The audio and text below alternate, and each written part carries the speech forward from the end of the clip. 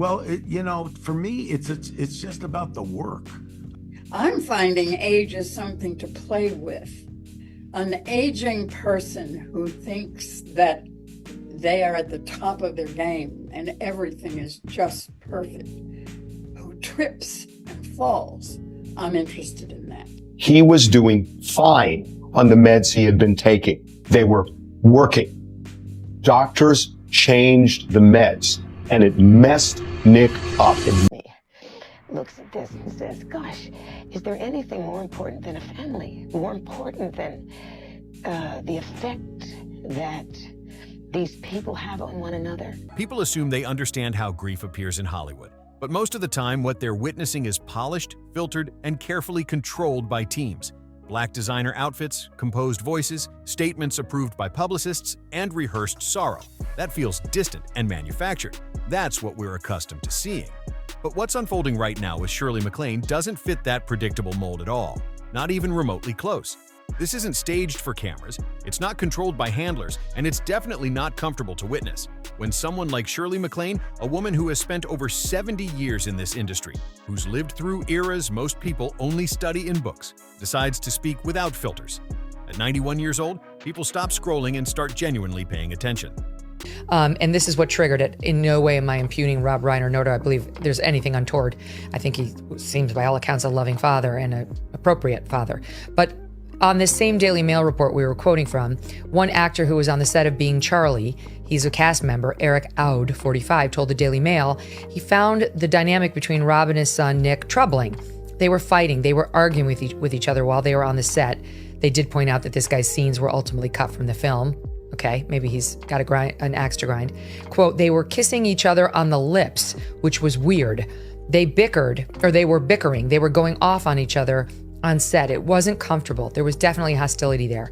So my question is there a likelihood Nick Reiner pulls a card from the Menendez defense? We're in California. It's going to be a California jury, and says he was molesting me my whole life.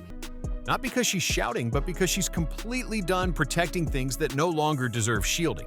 And here's what's genuinely shaking people up. Shirley isn't just reacting to the loss of Rob Reiner. She's ripping back the curtain on what was happening before everything collapsed. What she revealed completely flips the tone of this situation and exposes layers most people never anticipated coming. This wasn't some flashy televised interview or calculated media setup. No bright studio lights, no scripted questions from journalists, no carefully timed press release. This was a private conversation from her home just yesterday afternoon. The details that emerge from it have made a lot of powerful people extremely uncomfortable, especially those who believed they had a complete grasp on what life inside the Reiner household really looked like. And here's what stands out the most to observers. Shirley wasn't emotional in the way people typically expect from celebrities. No soft tears rolling down, no gentle nostalgic memories, no rest in peace tone. She sounded angry, absolutely drained, like someone who's watched this kind of situation play out too many times and is tired of pretending it was unavoidable. She made it crystal clear that what happened to Rob Reiner wasn't just a random tragic ending. According to her assessment, this was something closing in on him, something he felt approaching but didn't know how to confront. And the hardest part, she believes his biggest blind spot was the one no parent ever wants to admit exists. He looks at this and says, gosh, is there anything more important than a family? More important than the effect that these people have on one another? And if there's anything I've learned, and I'm continuing to learn it, is get your stuff straightened out with your parents. Because that's going to affect your stuff with your child or children. And fortunately, I got that straight with my dad before he went. I would sit, and I think it was the happiest time we spent together, his year of dying. He talked about how nothing was as important as love. Not money, not fame, not competition, not progress, not overachievement, nothing. To understand why her words hit so devastatingly hard, you have to understand her history with Rob. Their bond stretches back decades, not superficial internet friendships, but real ones formed before fame was filtered through social media. They moved in the same circles, worked in the same spaces, challenged each other intellectually, and shared a deep belief in storytelling as something powerful, not disposable content. Despite Shirley's reputation for spirituality and discussing past lives, she's always been razor sharp when it comes to reading people in the present. And what she noticed during her last visit with Rob still haunts her deeply. She told those close to her that about 3 weeks before everything ended, Rob wasn't himself at all. The fiery voice people recognized from television wasn't there anymore. The passion, the humor, the confidence, all muted and suppressed. She used one word that keeps echoing now. Shrinking! She described sitting with Rob and Michelle and feeling a crushing weight in the room that made conversation feel forced and awkward. Instead of leading discussions or cracking jokes like usual, Rob barely spoke at all. His attention stayed locked on the driveway outside the window. According to Shirley, he wasn't just distracted by random thoughts. He was waiting, watching, nervous about who might show up next. That detail alone changes absolutely everything about this story.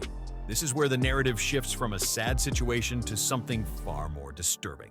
Shirley claims the family was aware that Nick had been spiraling long before outside help ever entered the picture.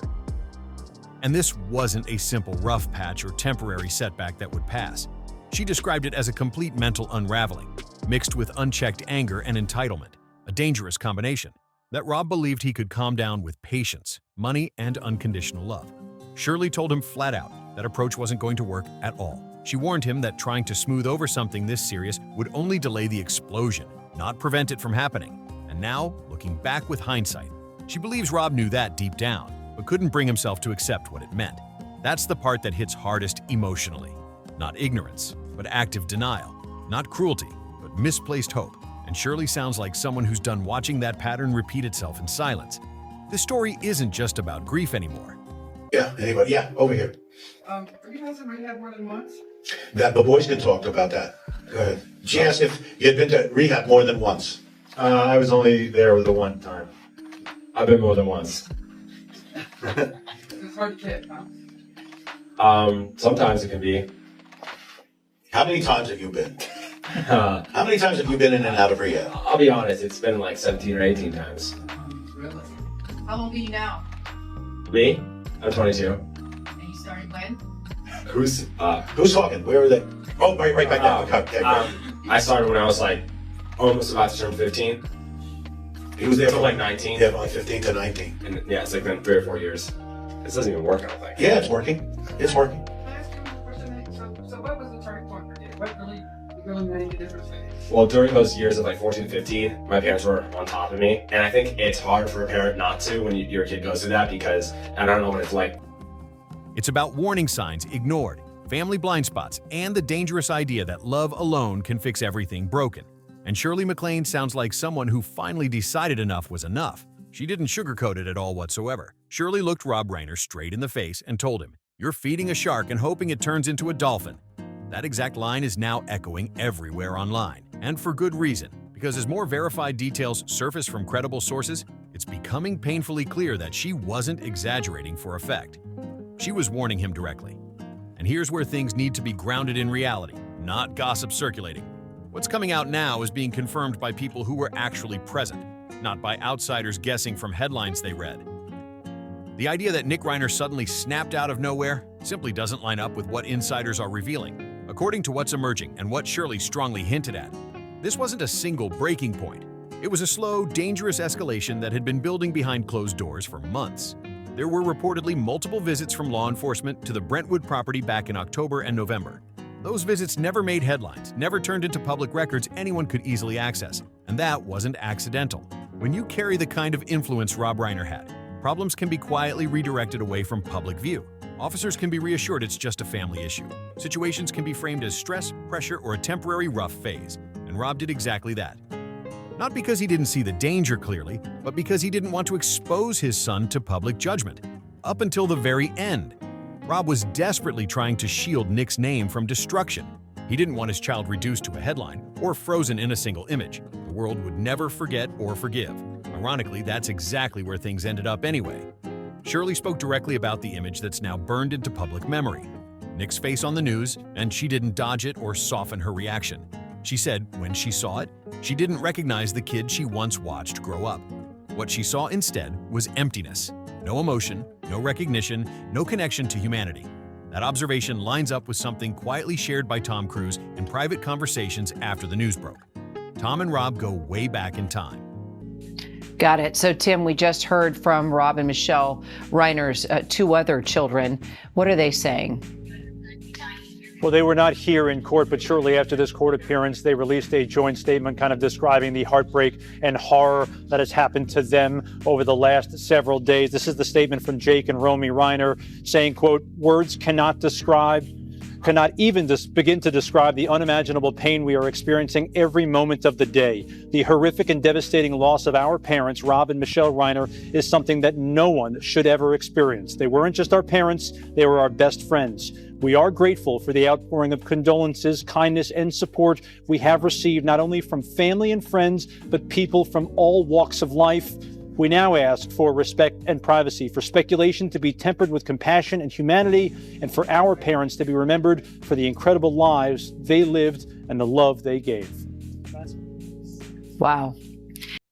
A Few Good Men wasn't just another project, it was a career-defining moment for both of them. Their bond wasn't surface level at all. Tom Cruise is known for fierce loyalty, and according to people close to the situation, he was one of the first to offer private security for Roy and Jake, the surviving siblings, almost immediately. That alone tells you how serious things felt behind the scenes. Even Tom, someone who's seen every extreme this industry can produce, was reportedly shaken by what insiders described from inside the home. Because this wasn't about a random break-in or a heated moment that got out of hand. It was about control. Money played a role, yes, but it wasn't just about finances at its core. This was about a grown man who believed the world owed him something because of his last name, and parents who loved deeply, but struggled to draw a line strong enough to stop the momentum building. Shirley spoke with particular emotion when mentioning Michelle Reiner. She described Michelle as the constant peacekeeper, the one who always stepped between Rob and Nick when arguments started to boil over. The mediator, the buffer, and that's the detail that hurts the most. Shirley believes Michelle's instinct to protect and calm everyone may be what placed her directly in harm's path that night. Not recklessness, but love. What Shirley is really exposing goes beyond one household. She's talking about a pattern she's seen repeat itself in Hollywood again and again over decades. When parents become legends, their children often grow up fighting shadows they can't escape from. Rob Reiner wasn't just a filmmaker, he was an institution. And for Nick, living under that weight didn't inspire pride. It bred resentment. Shirley recalled a conversation she had with Michelle months earlier that now feels chilling. Michelle admitted they were planning to change the locks on the guest house, not out of cruelty, but fear. Fear that boundaries had already been crossed too many times. That single detail says more than any headline ever could. This wasn't sudden. It wasn't unexpected. It was a situation spiraling quietly until it reached a point no one could talk their way out of anymore. And Shirley sounds like someone who's done pretending these patterns don't exist. The locks weren't about keeping strangers out. They were about keeping Nick out when he wasn't in control of himself. Sit with that for a second. Living behind gates in Brentwood, surrounded by wealth and security. Well, for me, it's just about the work. I just like doing it. You don't think about what something's going to turn into. Something will either, last or it won't. You put things in perspective because I was in a television show that most young people have never heard of. You better like what you're doing and enjoy the process, because even if something you've made stands the test of time for a while, it's never going to stand the test of forever.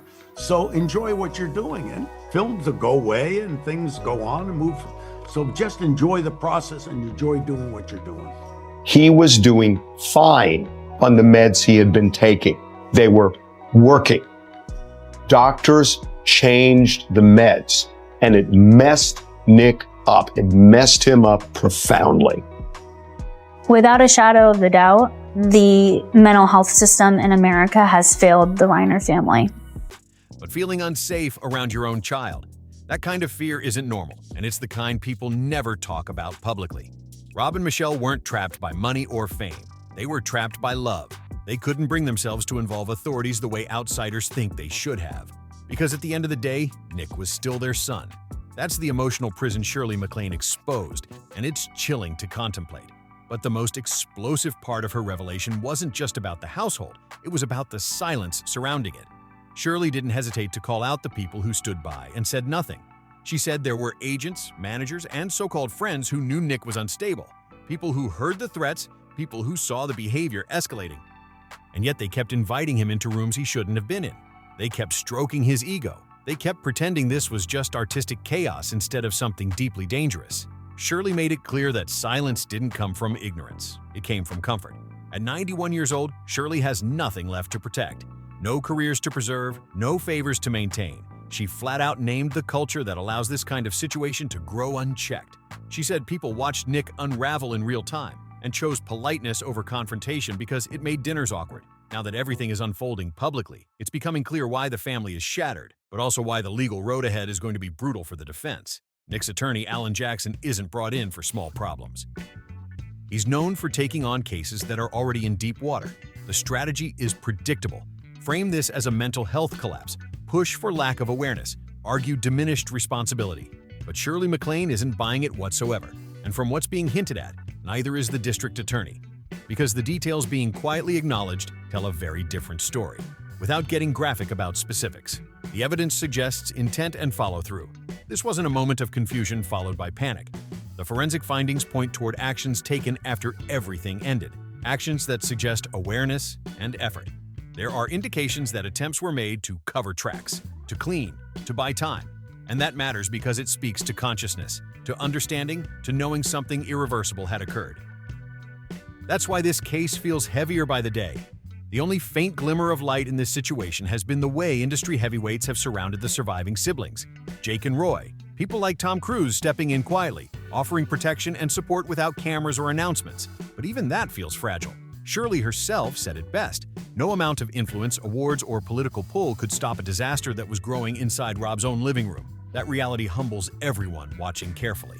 When Shirley speaks, there's a spiritual weight behind her words. She believes deeply in the soul, and she shared something heartbreaking about Rob's. She believes he stayed in that house, stayed in that situation because he truly thought love could correct chemistry, fix dependency, and heal years of damage. That's the tragic flaw of good parents. They believe love is armor. Shirley said it plainly. Love isn't armor when you're dealing with demons. Sometimes love doesn't protect. Sometimes it puts a target on your back. We also can't ignore the timeline of that night. Authorities arrived around 10 p.m., but reports suggest the situation reached its breaking point earlier. That leaves a disturbing window of unanswered time. Who did Nick speak to during that gap? Did he reach out for advice? Did anyone tell him what to do next? There are whispers, unconfirmed but persistent, about a call to someone known for fixing problems. If that turns out to be true, this situation could widen fast. Shirley hinted that investigators are combing through phone records, not just to understand what happened, but to uncover the ecosystem around Nick. The suppliers, the enablers, the people draining him financially and pushing him to demand more from Rob and Michelle. It's disturbing on every level. Two people who spent their lives creating stories about hope, humanity, and connection ended up trapped in a nightmare fueled by silence and entitlement. And Shirley MacLaine sounds determined to make sure that silence doesn't win this time. The irony of it all is impossible to ignore completely. Movies like The Princess Bride and Stand By Me were built around innocence, friendship, and the fragile line between good and bad. Yet Rob Reiner's own story ended in the shadow of the very darkness he spent his career examining. Shirley MacLaine reflected on how often Rob used to talk about Stand By Me and the moment when childhood innocence slips away. He understood that darkness can live inside young boys. He wasn't naive about it. He made an entire legacy exploring that truth. But what he never imagined was that one day, that darkness would be sitting across from him at his own breakfast table. That realization is what makes this story hit harder than typical celebrity headlines. This isn't gossip floating around. It's a modern tragedy unfolding in real time in Los Angeles. A story about power, love, denial, and consequences colliding in the worst possible way. Right now, prosecutors are reportedly examining special circumstance allegations in California. That puts the most serious penalties on the table, while the current governor makes the harshest outcome unlikely. Life without parole is very much a reality if a conviction happens. Try to picture Nick Reiner's current situation for a moment. Sitting alone in a downtown Los Angeles cell, coming back to clarity after whatever state he was in, and realizing the safety net that always caught him is completely gone. The parents who smoothed things over, the parents who made calls, hired lawyers, paid bills, and softened consequences. They're gone by actions that can never be undone. There's no one left to shield him now, no one left to call. Shirley MacLaine said something that stunned people. When she was asked how she felt about Nick's future, she said she hopes he lives a very long time. At first, that sounds cold and harsh, but she explained herself clearly. She doesn't want revenge. She wants accountability. She wants him to sit with the weight of what was lost every single day. In Shirley's worldview, this isn't about punishment. It's about balance. She believes karma doesn't rush, but it never misses. And in her eyes, there's no escaping that reckoning. Now, meanwhile, funeral arrangements are being handled quietly and with extreme care. Roy and Jake are doing everything they can to protect their parents' legacy from becoming spectacle. No cameras, no chaos, just dignity. But even without public displays, you can feel the grief ripple through the industry. It's heavy, it's real. Statements coming out from longtime friends like Billy Crystal, who shared decades of history with Rob, are short, broken, and full of disbelief. Yet it isn't sadness that's cutting through the noise the most. It's Shirley's anger. And honestly, that anger matters significantly, because someone needs to say this plainly. This wasn't just a tragic ending. This was a systemic failure. A failure to intervene early, a failure to take warning signs seriously, and a failure to accept that love alone doesn't always fix what's broken. Shirley made it clear. Sometimes the people we love the most are the ones we need boundaries from the strongest. Sometimes protection doesn't look like patience. It looks like hard decisions. Her words aren't comfortable, and they aren't meant to be. But they force a conversation Hollywood usually avoids. One about entitlement, silence, and what happens when power shields problems instead of confronting them. This story isn't just about one family. It's about a culture that looks away until it's too late. And Shirley MacLaine sounds determined to make sure that discomfort leads to accountability this time. There's another layer to this situation that feels uncomfortable to even bring up. The estate. Talking about money in the middle of loss can feel wrong. But in a case like this, it matters whether people like it or not. The legal reality is unavoidable. Under California's Slayer statute, Nick Reiner would be legally blocked from inheriting anything if convicted. That means none of the wealth, none of the assets, none of the legacy Rob spent his lifetime building would ever reach him. Everything from long-running residuals tied to Seinfeld, All in the Family, and Rob's own films would pass directly to Jake and Roy. But here's the question no one really wants to ask out loud. Do they even want it? Can anyone look at that money without seeing what it represents?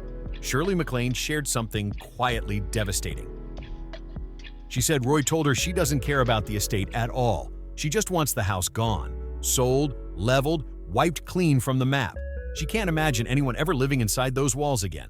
And honestly, who could blame her? That house isn't a home anymore. It's a reminder, a place where fear lived longer than peace. As the trial approaches in January, more details are going to surface. Whether the family wants them to or not, stories that were buried for years will come back into the light. The arguments, the interventions that didn't work, the moments Rob tried to draw lines, and the moments Nick pushed back even harder. We're going to hear about times Rob attempted tough love, only to be met with anger and retaliation.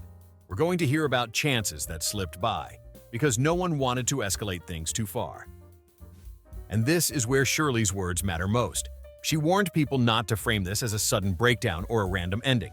She described it as a slow-motion collision, something everyone could see unfolding, but didn't know how to stop. Not because the signs weren't there, but because calling it out felt uncomfortable. Rob Reiner believed deeply in people. He believed in fairness, justice, in democracy, in family above all else. That belief shaped his work and his life. The cruel irony is that the very values he lived by are what left him exposed. His faith in love, patience, and second chances blinded him to the urgency of the danger forming inside his own home. This isn't just the loss of a public figure, it's the collapse of a legacy, not because of outside forces, but because of untreated struggles mixed with unchecked entitlement and silence from those who should have spoken louder. Shirley ended her conversation with a thought that left a heavy silence behind it. She said Rob is at peace now. In her belief, he's with the spirits, reunited with his father Carl, free from fear. But the real struggle belongs to those still here, the ones left to sort through grief, anger, and unanswered questions. She admitted something raw and unpolished, something no publicist would ever approve. She said forgiveness isn't guaranteed. That healing doesn't come on a schedule, and pretending otherwise helps no one. No spin, no rehearsed sympathy, just the truth. And sometimes that's the hardest thing to sit with. At the end of the day, Shirley MacLaine isn't trying to be a spokesperson or a symbol. She's just an older woman who lost a close friend and is angry that it ever reached this point. And maybe that raw honesty is the most respectful way to honor Rob Reiner right now. No spin, no polishing the edges, just the unfiltered truth. The kind Rob himself would have written into one of his own stories. Shirley isn't interested in protecting reputations anymore. She's interested in telling it exactly how it happened, even if it makes people uncomfortable.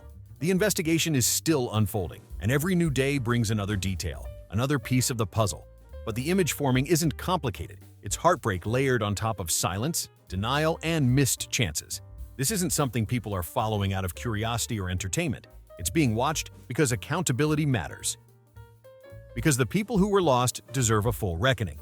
Not rumors, not shortcuts, and not quiet resolutions. This isn't a movie. There are no alternate endings, no rewrites, no second takes for the Reiner family. The joyful chapters are over, replaced by a silence that doesn't fade when the cameras turn away.